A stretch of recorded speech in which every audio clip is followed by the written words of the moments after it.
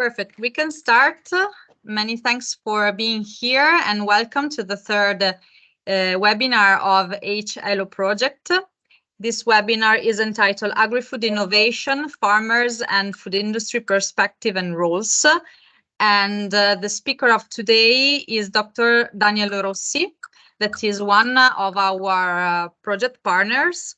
Just a brief introduction of Daniel, and then I give you the floor to give your presentation. So Daniel Rossi is a statistician and economist. He's the managing director for research and innovation in Confederation of Farmers, that is Confagricoltura in Italy. He's the senior economist of the Italian presidency of the Council of Ministers, the Secretary General of the Agro-Network Foundation, Confagricoltura Nomisma and Lewis University founders, and the chairman of the COPA COGECA Research and Innovation in Brussels. Daniel Rossi has been also the Director General of Confindustria Federalimentare, and the coordinator of 36 national food technology platform Food for Life in Brussels, and of course is a senior expert evaluator of R&D agri-food projects and also professor of food and wine business at the University of Rome Lewis. So many thanks for being here, Dr. Rossi. I share your presentation. Thank you, Sarah. You can have the chance to give your speech in the meantime that other people are joining us. Thank you very much. Here you are. I think you see the presentation. So, Dr. Rossi, the stage is yours. Thank you very much. Just a brief presentation. Thank you, Sarah, for giving a short biography of my 63 years old. I'm a senior economist, senior statistician, but I'm working from the first beginning, when I was 20, from the first beginning on the innovation side, innovation policies, industrial policies. I'm very happy to start today this very nice, very interesting seminar, webinar with you. Now I'm not Italian. I look Italian. I know I speak an Italian English, but I'm coming from Luxembourg. My mother's from Luxembourg. My mother tongue is Luxembourg. It's a horrible dialect between Flemish and German, but for me it's very important because it gives me the possibility to understand in Brussels and to speak our different languages in Brussels. Next. We face a very, very, very, very, very challenging period. Food security, climate change, and biodiversity as you see, under attack. So we have to understand that there are long-term perspectives on that. Please go ahead. Current challenges are in the agri-food sector, the increasing of costs, the volatility of prices, and all what happens with the war, the Ukrainian war, and the pandemic, and the post-pandemic situation. Go ahead. Next.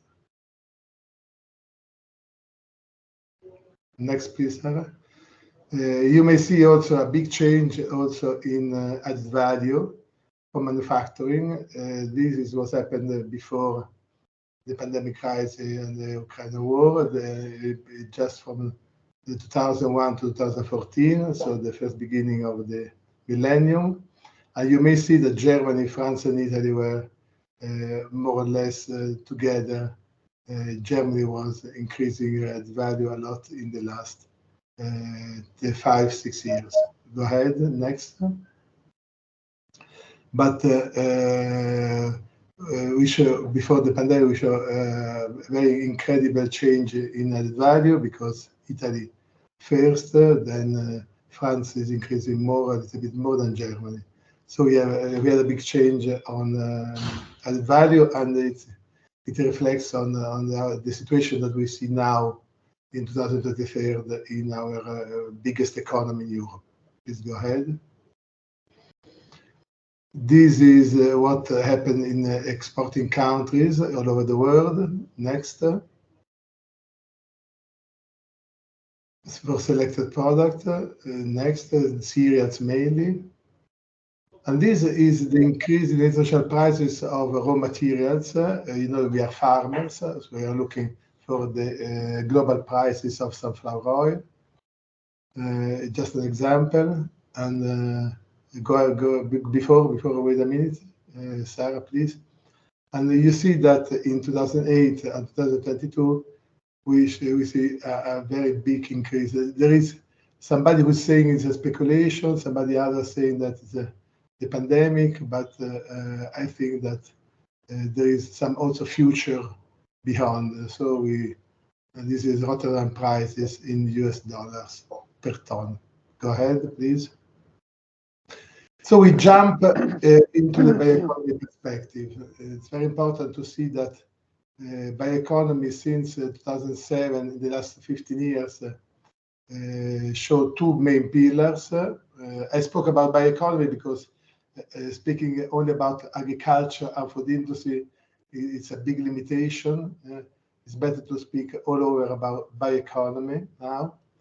And two main pillars, the potential of biological resources and the fantastic integration of all the new knowledge and disciplines into biotechnologies and life sciences. Please go ahead. Next.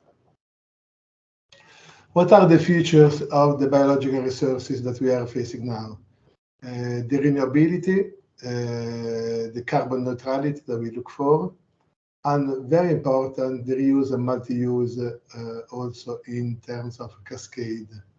And we saw also some potentials on better functions, sometimes higher stability, longer life for products, less or no toxicity, etc., etc.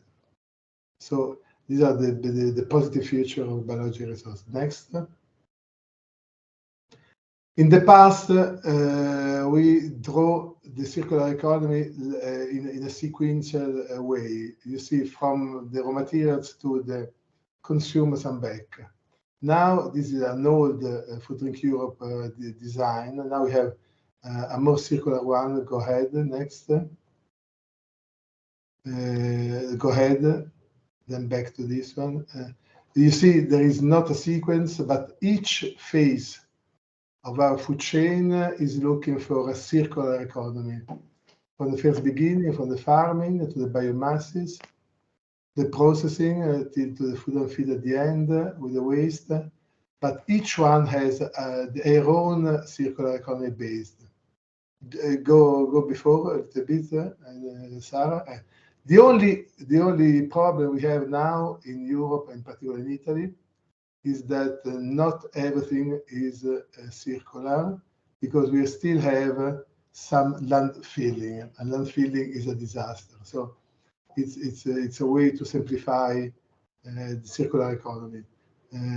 We have to overpass the land filling and to show that there are a lot of alternatives of the land filling also in our countries. Go ahead, next. Next, please.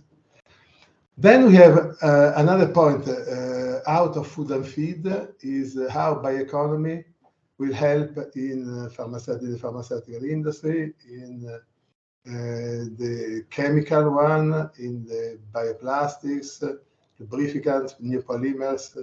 So you may see from biomass feedstocks, we may arrive to a lot of bio-based products with very well-known processes. Go ahead. This is just an example from the Evian, the water industry, the water company, what we may obtain with our circular activities in our Danone company. It's a question of time. It's a question of time. We have a lot of products that last too much. Go ahead. That was a very nice project we managed with Noah. And the problem is when we have the opportunity to jump into a no fossil society, It's already there behind the door, or we have to wait 20, 50 years till 2050. We think that there are a lot of boosters of that, but a lot also of barriers in jumping in a new economy, a sustainable economy, no fossil one. Go ahead. In general, there are two barriers. Somebody is saying that there are no surplus land potential available for production of biomasses, but it's not completely true, because you may see the East Europe and also Portugal, you may see the France, also UK and some Middle Europe countries. There are still a lot of biomasses available. Go ahead. Bioeconomy, but actually is very well disseminated all over the world. We have about 50 states looking for a program on that. Many activities. There are many bioeconomies after 15 years when we started. And we have to put together a good framework with public funding, private investment, and thematical content. Go ahead. Next.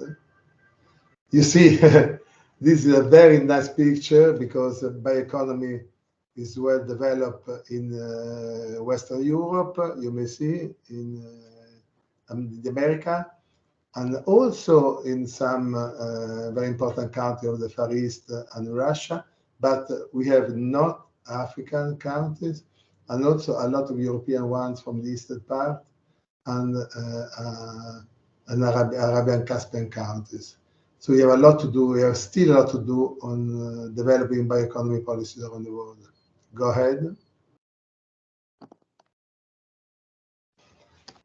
When we speak about innovation, we may understand that the food sector is under incredible pressure. There is no other sector, or manufacturing sector, or filial sector in our economies that have so many pressures from all over the world. Pandemic, dietary diseases, malnutrition, pollution, biodiversity losses, resource scarcity, you see climate change, conflict on the land use, animal welfare. I have 3 daughters, and they are looking only for animal welfare.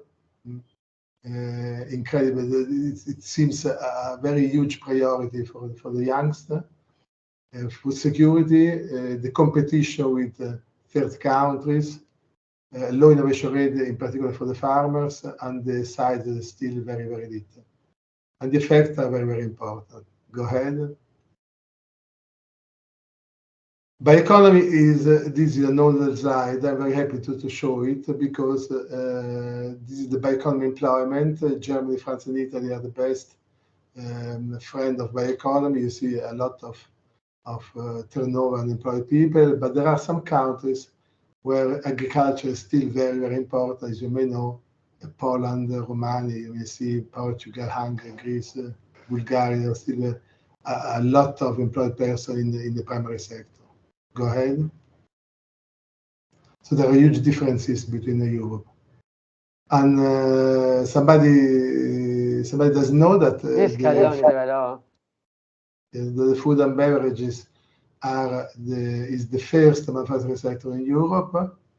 15 of turnover and employment for this manufacturing, 4.2 million employees, and more or less 100,000 companies on the food industry. Why? Because it is so large, the first one manufacturing sector in Europe? Because of democracy, because of food democracy. Because if you go from Lapland to Crete, from Turkey to Portugal, we may have always a farmer, or a little farmer, or a little first processing or second processing industry working on food. So that's the reason why we are so diffuse, so disseminated, and we are the first in Europe. All the other sectors show districts concentration, and they are, as you may understand, more oligopolistic than the the food and beverages sector, and they are not so diffused all over Europe. Next. In terms of turnover, total turnover employees, the food and drink industry represents more or less half of the turnover. Agriculture is less than perceived, 473 billion euro. But we have a very interesting one. We have a lot of sectors that are agricultural based, but not food. The forestry, as you understand, is a very huge one. Paper and leather, etc. And some new sectors are coming. Textile, they're recovering natural raw materials. Also, the building sector now with a lot of materials coming from the biological sources, and the seeds and breedings are there.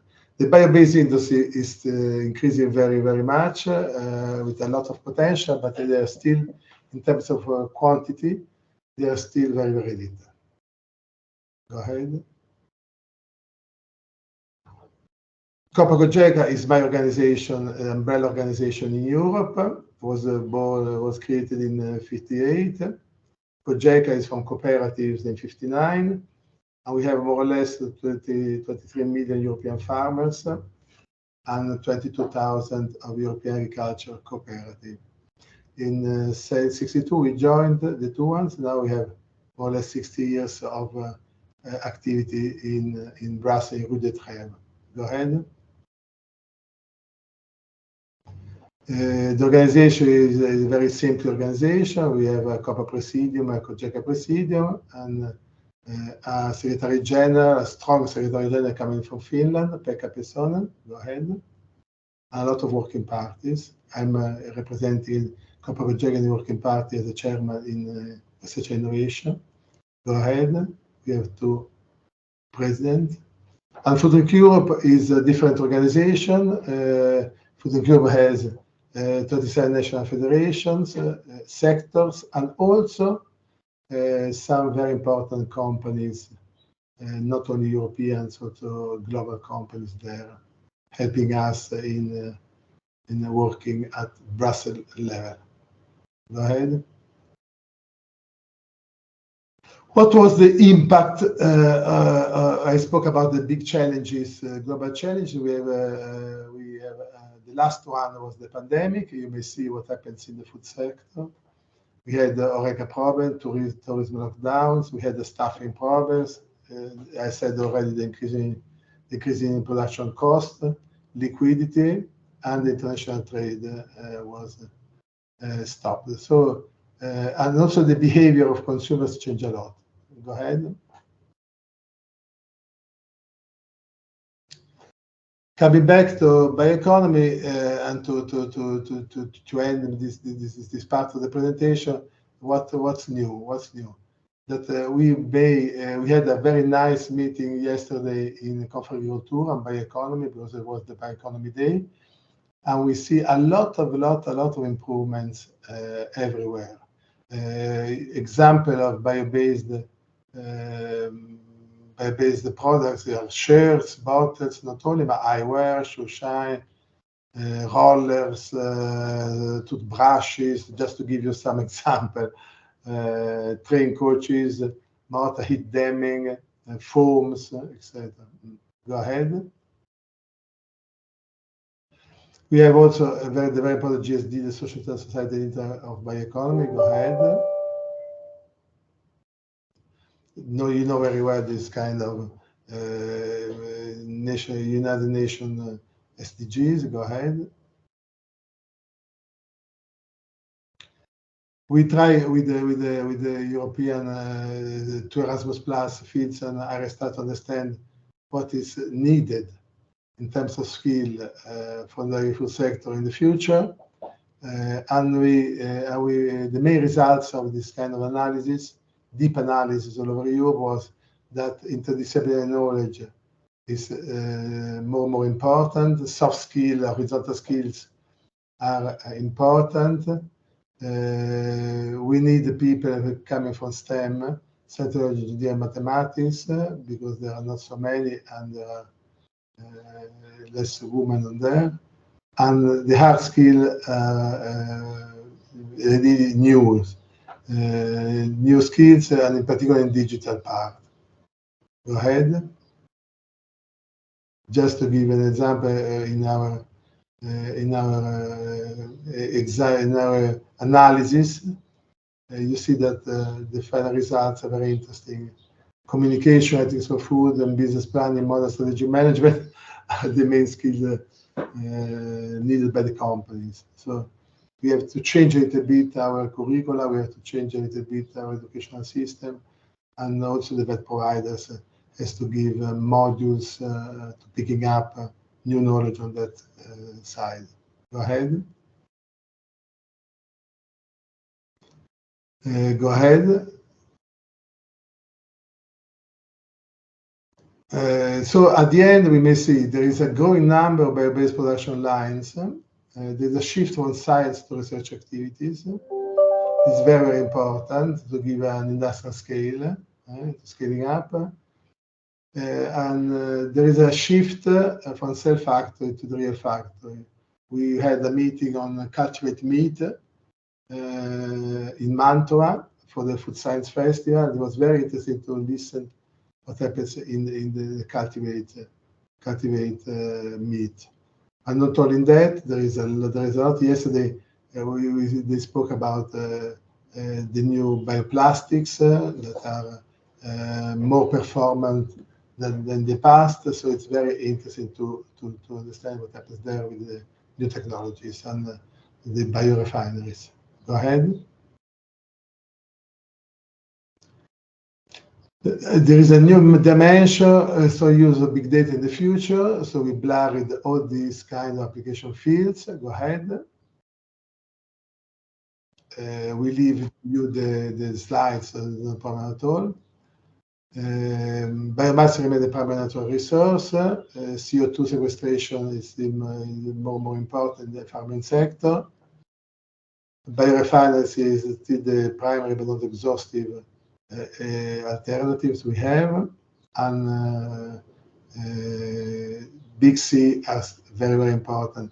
The problem is in bioeconomy, in this kind of activities, biotechnology is still the patents, because to have an open science, to have an open accessibility of all this new knowledge, we need to get more freedom to the system. Till now, we have a very concentration patenting activity from Germany, Belgium, the Netherlands, and China, Taiwan, and Israel. Go ahead.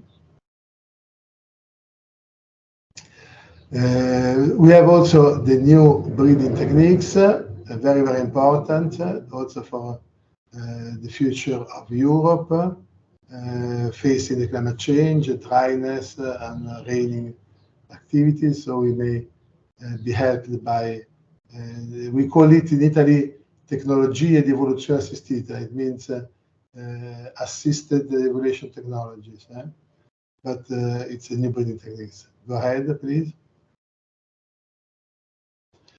And one point that was raised by the Commission yesterday in our meeting of the Society of the Food Technologists is the One Health, the holistic approach. The holistic approach is more and more important. We may see also by the communications made by political communication made by the Green Deal and Farm to Fork. We may look more and more to an holistic approach and a One Health approach. Please go ahead. To make this happen in a very nice way with accessibility, open science, etc., we need to create a common playing field. This is very important. We have to harmonize a little bit more our regulation, our rules, and our direction in Europe and all over the world. Go ahead. In Copa-Cogeca, we try to help our farmers. You may understand the farming system is very different from one country to another, not only, but also from a large farmer compared to a small and medium farm. So for the small and medium, future cap is very, very important, but technology, digitalization, precision agriculture is very, very important for the larger farmers mainly. And now we have also the decarbonizing of our economy also through the rural jobs. So it's very interesting to have to follow very deeply what happens in Europe and all over the world. We have also some experience in Brazil, comparing experience in Brazil with the regenerative and conservative agriculture. So we also have some experiences in the United States and in China. Go ahead.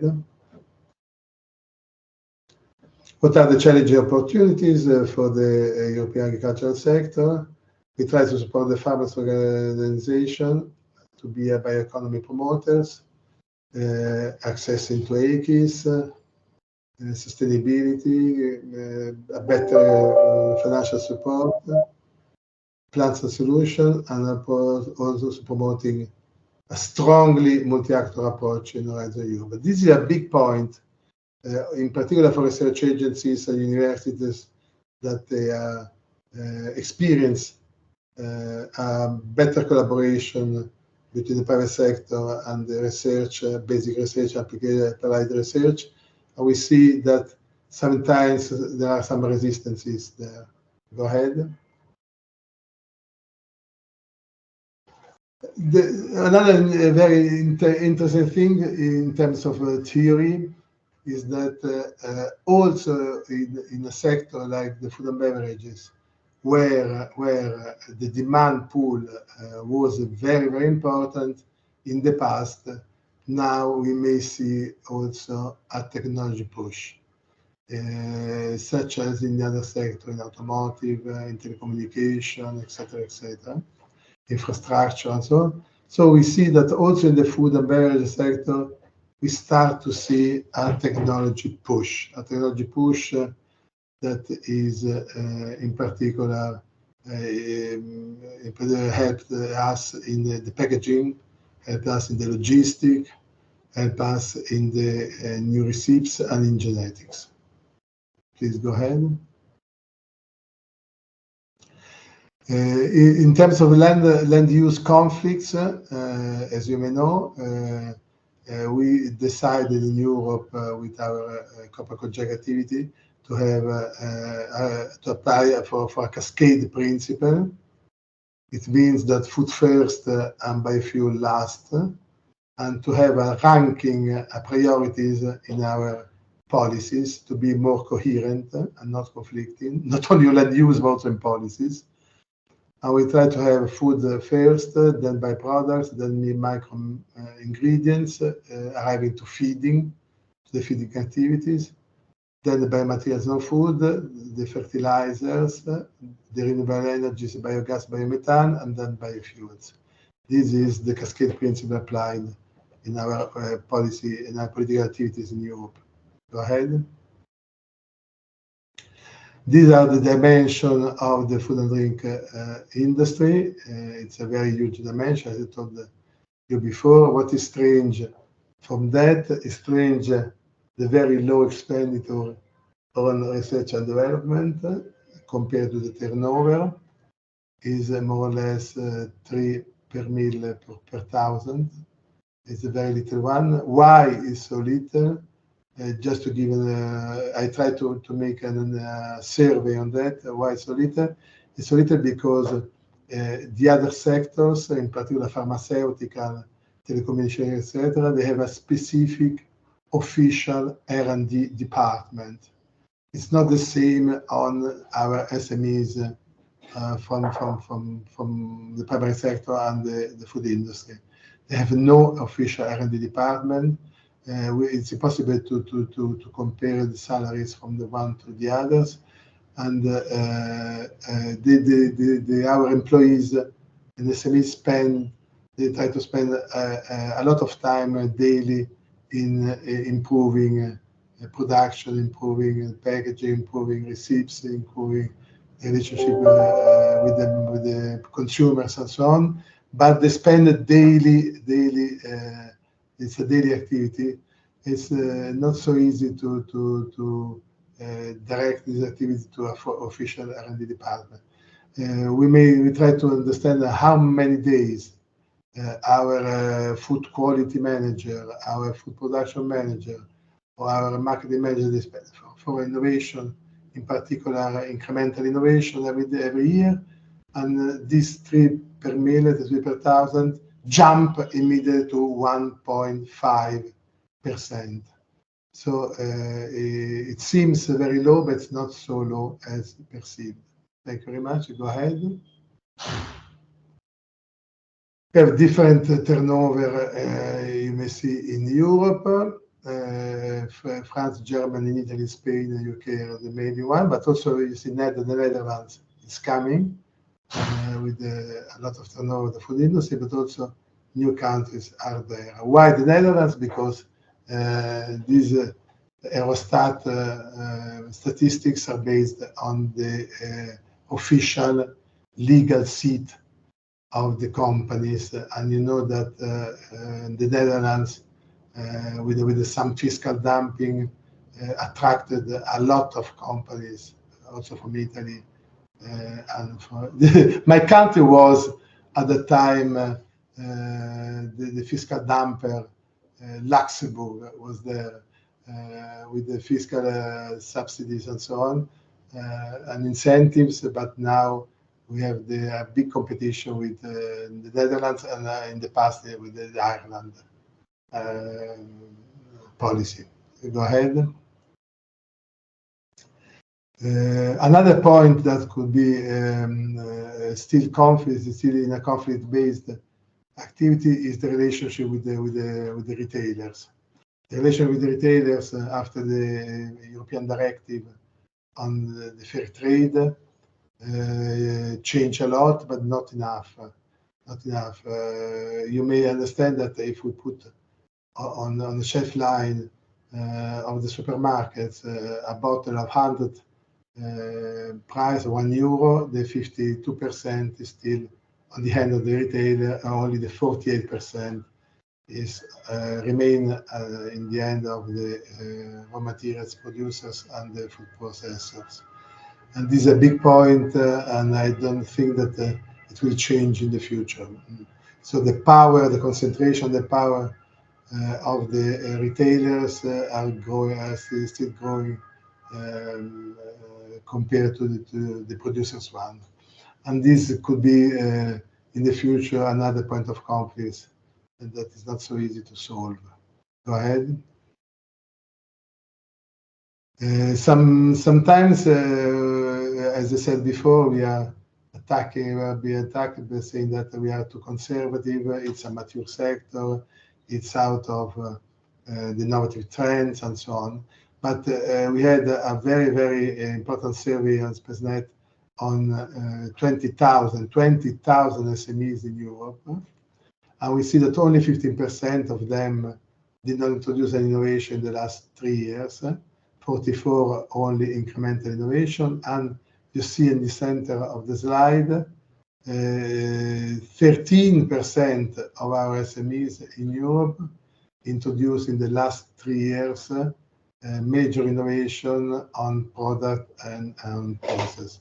So the difference is that with the other sector, for example, the telecommunication one, is that we do not communicate this innovation. We prefer as farmers and the food industry representatives, and we prefer not to say what are the changes and innovation, incremental and radical, we introduce, because we have a consumer, a very conservative traditional consumer that likes very much, in particular aging people in Europe, likes very much the traditional approach. You cook like my mother, you look like my grandmother, and our food companies, they try to appear very traditional and not to say about their innovation. But we saw big changes in the last years. Go ahead.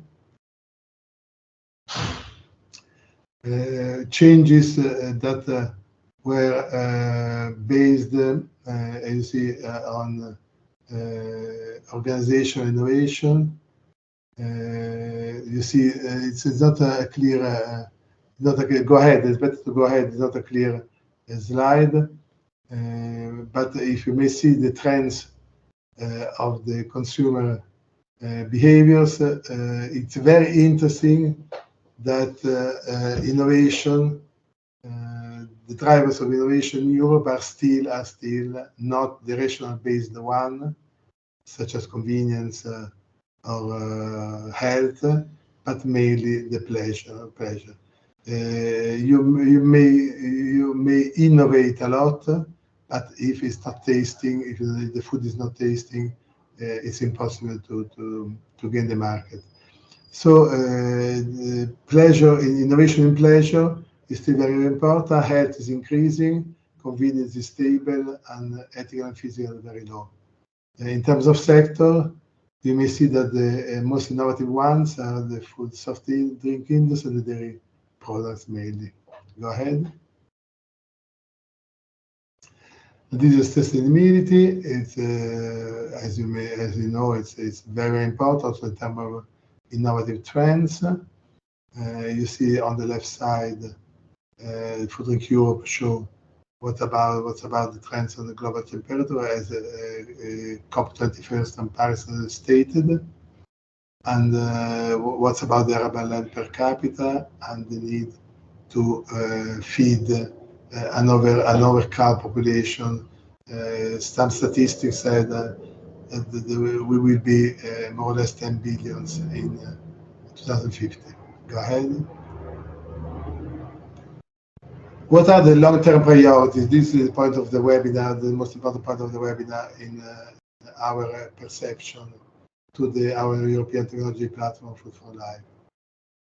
You may see, you look at that, and it seems, if you read it, it seems a very, very, very, very, very, very mature, very well-known list of priorities.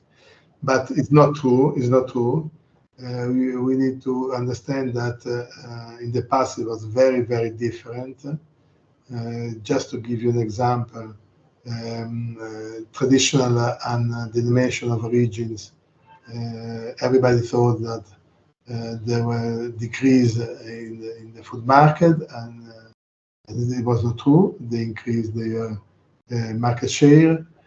Also, the target groups are more and more important, and we arrived at the personalized diet. And also the early detection is getting improved by the technology push. And this is very new, this is very new, very interesting. Downscaling and downcosting is getting more important in the future. It means that not only scaling up, but also scaling down with the same efficiency of technology is very, very important. Just to give you an example, if we speak about a world, a well-known brand, I was a brewery before, our brand Heineken. Heineken decided in Italy to promote the brand Heineken, a global brand, but at the same time, Heineken bought national-based companies, Moretti, for example, Italian beer, and then also they started to think very locally, and they bought a lot of very local plants and brands like Icnusa in Sardinia or Messina in Sicily. So the combination between large-scale activity and downscaling activity is very important, in particular also for trial and to test innovative solutions. We need a downscaling with the same efficiency in terms of resource using. Go ahead.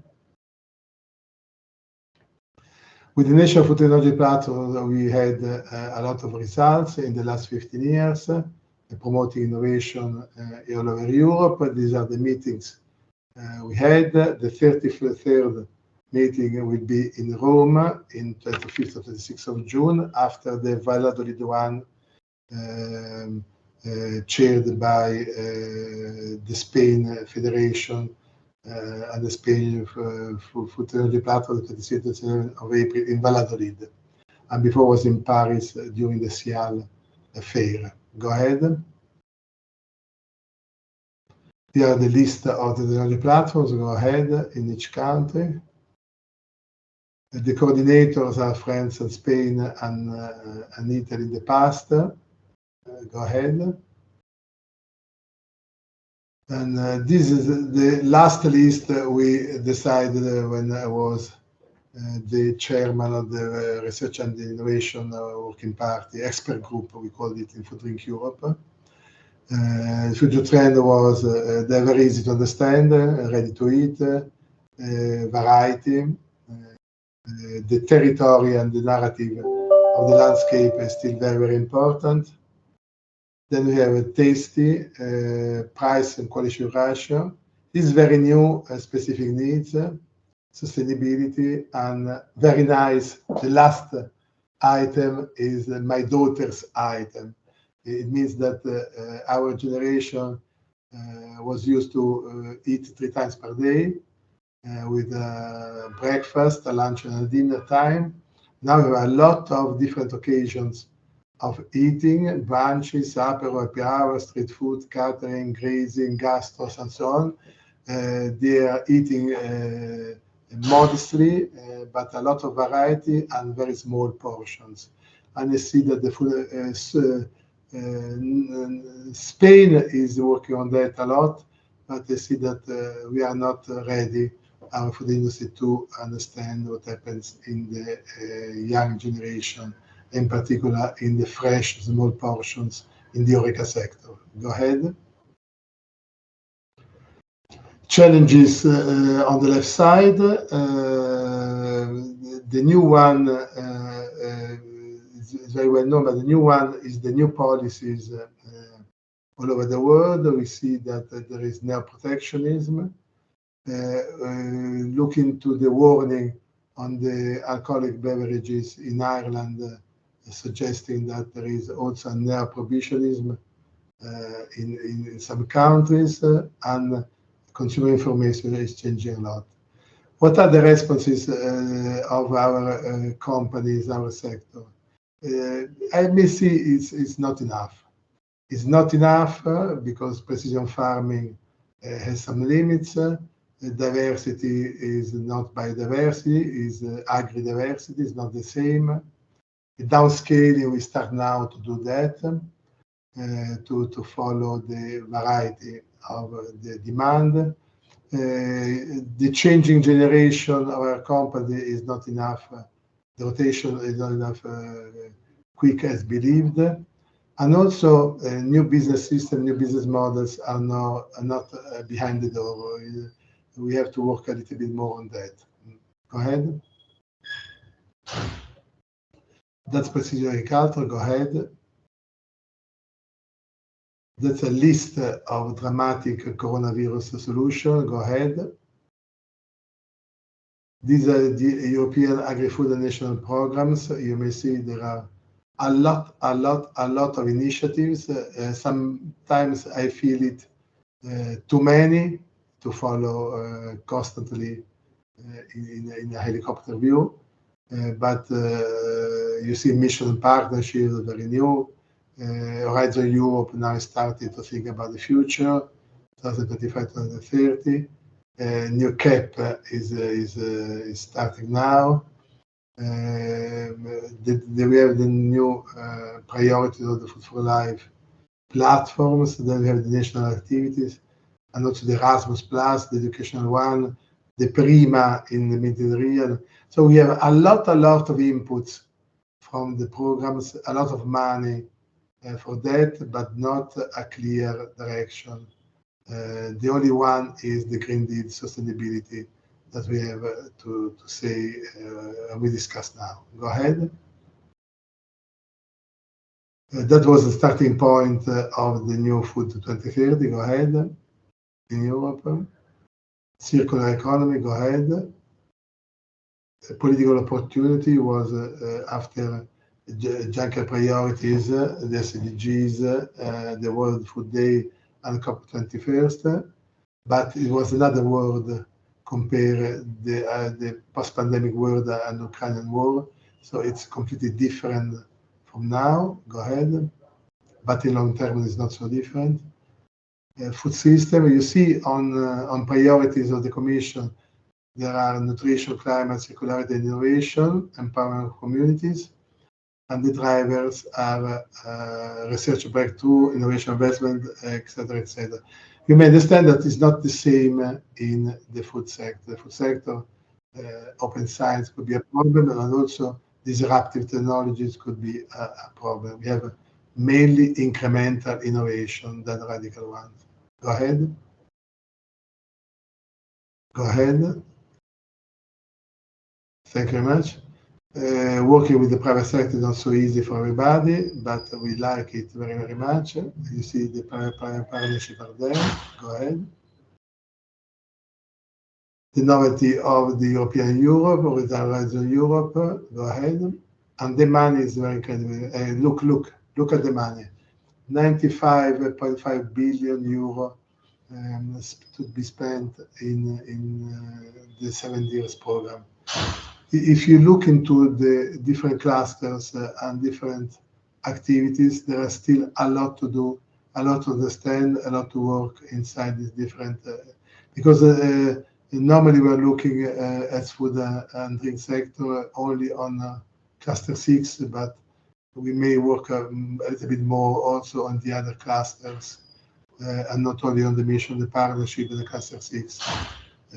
But for example, on health activities, for diets, on digitalization, on climate and energy, renewable energies, and so on. Go ahead. Just to give you the overview, the European Innovation Partnership, go ahead, EPI.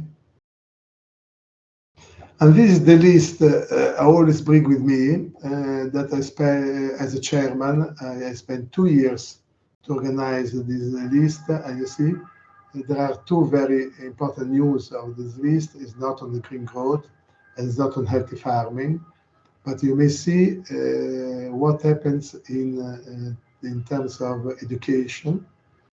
Farmers learning from farmers, leading innovation, links between conventional organic system to converge in one-way system in between conventional and organic. This is very, very important, and the new business models and the use of artificial intelligence, big data management, digitization in new strategies in the value chains. This is very, very new. We saw in the last few years, and more in the future, a stronger collaboration between all the parties in the food chains. This is a big change. In the past, the farmers were conflicting a lot with the food industry, food processor, in particular the first transformation. Now we try to collaborate more and more, to cooperate more and more, to respond, to answer to the final needs, final consumer needs in a better way. Go ahead. For the industry, this was before it was the mind map of the priority of the farmers.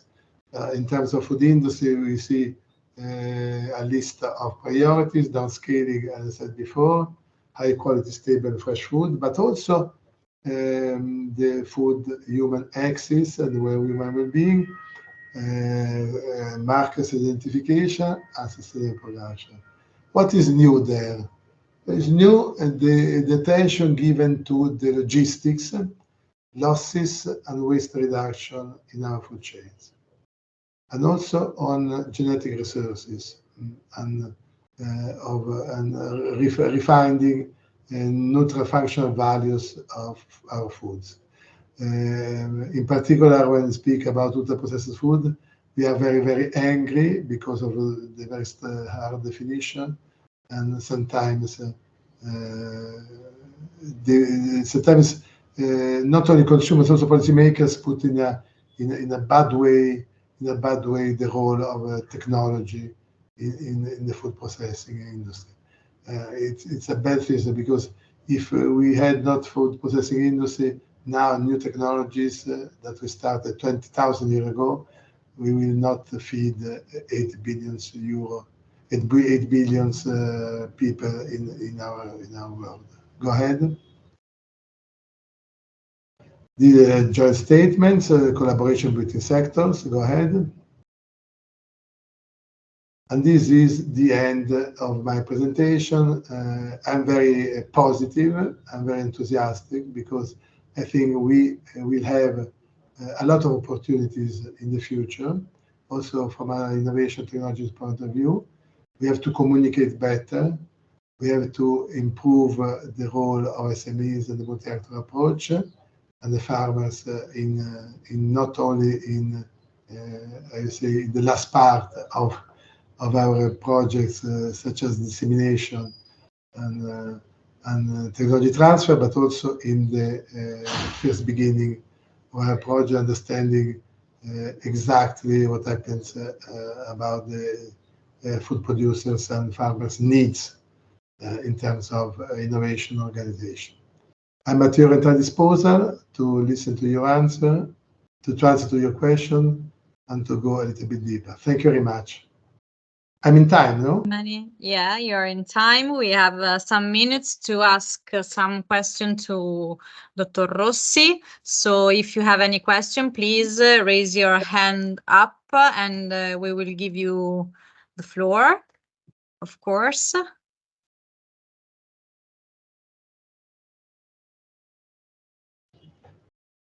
Okay. I see one hand up from Jeroen Peters. Hi, good morning. Good morning, Peter. Good morning, nice Daniela. to meet you. Nice to meet you. Nice to see you. A lot of information, I have to say. It's really an overload. And it's very interesting in a way that also, I mean, we are trying to get into new projects with our food safety essays, environmental safety essays.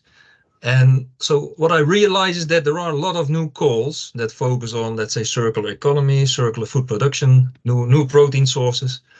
However, in these call texts, I often miss the food safety aspects of the, let's say, if you recycle something, like for instance, river sludge or whatever, and you put it on the field, you can introduce more heavy metals and on the field and then eventually in the crops. So I was wondering, is this also something of your concern? Is this also that you investigate or try to integrate into the circular processes, or what is your opinion in general about this?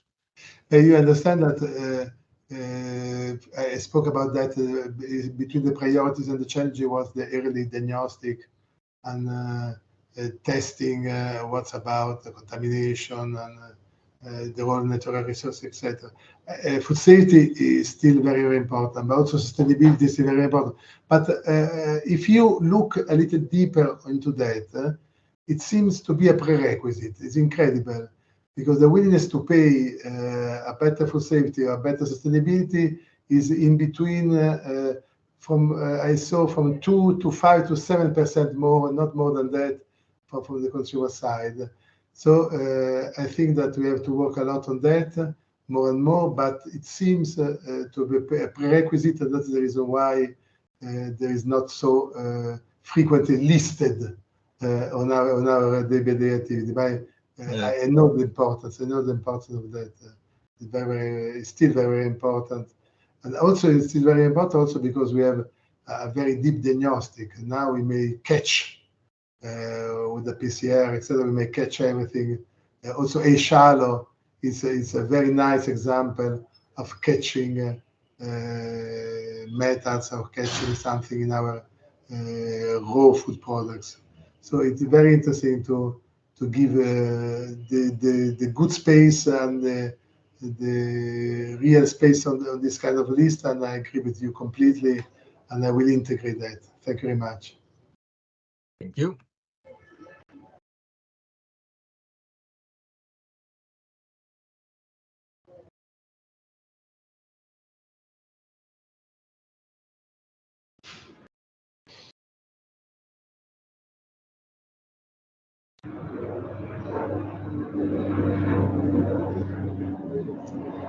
We may wait a few minutes if the question is there. I prefer to be more exhaustive than to be specifically so. That's the reason why maybe there are too many informations together. But we may leave the slides, no? Is it possible? Lorenzo is speaking. Yes. Hi, Daniele. Thanks for your presentation. It's very, as Sharon said, dense and a lot of information in it. But as this webinar is also in the framework of the h-ALO project, which is a European funded Horizon 2020 project, can you comment a bit on how this type of projects can help and support also companies and SME, small producer, to work with researchers and association to build something new technologies, and to integrate their innovation project? Yes, I agree with you, Lorenza. h-ALO, it's a very interesting project that the exploitation could be very, very diffuse with this kind of technology system to understand a little bit more about contamination in our food products. We have experienced it on raw milk. We have experience on honey, on beer. Very interesting experiences. And I saw my companies, not only the SMEs but also the larger one. We had the experience of Carlsberg helping us in the h-ALO, and also from big producers of aquaponic and hydroponic there. And we see that there's still a very big demand of easy application of technology in finding contamination methods and materials in our food products. Why? Because otherwise we need more time, specific skills. Sometimes SMEs are confident in external labs. Sometimes are less confident in external labs, so it could be very useful. And also from our buyers, could be very helpful, very useful to have a very easy way to understand a bit more about the food safety of our product that we sell them. So retailers or HoReCa sector could be very interested on h-ALO results. I want to disseminate more and more. Yes, thank you. Thank you for your comment. Many thanks. In the meantime, we wait for any other question. I just want to inform you that after this webinar, you will receive an email asking you to fill in a questionnaire, a very short questionnaire, because we would like to have your feedback on this event, just to understand how to improve the next one. So many thanks for being here. I don't see any other questions, so I think that we conclude. I remember that this webinar will be published on the h-ALO public project website and on the social media. So if you don't follow us yet, please go on LinkedIn, on Facebook, and on Twitter to follow us. And this is all from my side. Many thanks, Dr. Rossi, for being with us. We're looking forward. Thank you to you to coordinate in a so beautiful way. Thank you very much. To this coordination is really, really impressive for one. So thank you very much. Many thanks to you. We hope to see you in our next events. So thanks for being here and have a nice day to all. Goodbye. Bye. Have a nice weekend. Bye. Thank you. Bye. Thank you very much. Thank you very much, Bye. Daniel.